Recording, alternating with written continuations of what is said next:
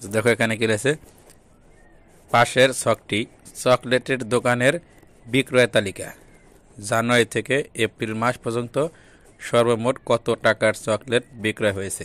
তাহলে সর্বমোট কত টাকার চকলেট বিক্রয় হয়েছে এটা আমাদের বের করতে হবে। এখানে কি রয়েছে, ছকে কি আছে, জানুয়ারিতে কত আছে, জানুয়ারি 12,376 টাকা, ফেব্রুয়ারি 15,753 টাকা, মার্চ 21,654 টাকা, এপ্রিল 28,765 টাকা।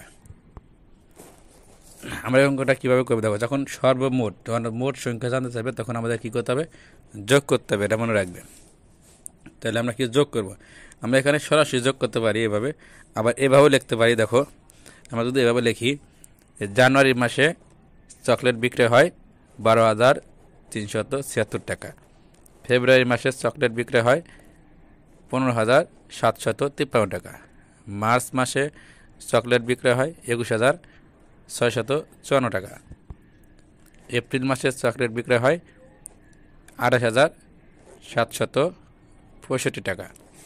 এখানে আমরা যোগ করব। দেখো 6 আর 3 কত, 6 7 8 9, 9 আর 4 কত, 10 11 12 13, 13 এর পাশে 14 15 16 17 18, 18 কত হবে 8, আমরা এখানে 8 লিখবো, হয় থাকবে 1।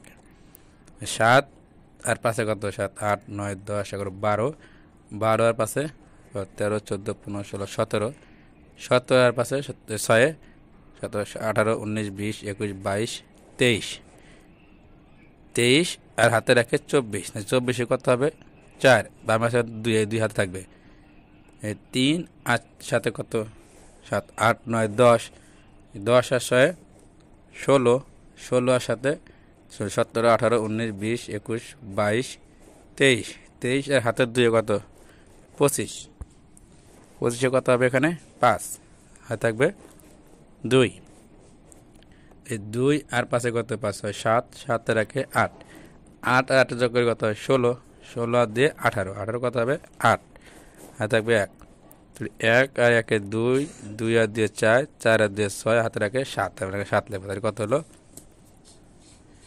তাহলে জানুয়ারি থেকে এপ্রিল মাস পর্যন্ত সর্বমোট 78,548 টাকার চকলেট বিক্রয় হয়েছে।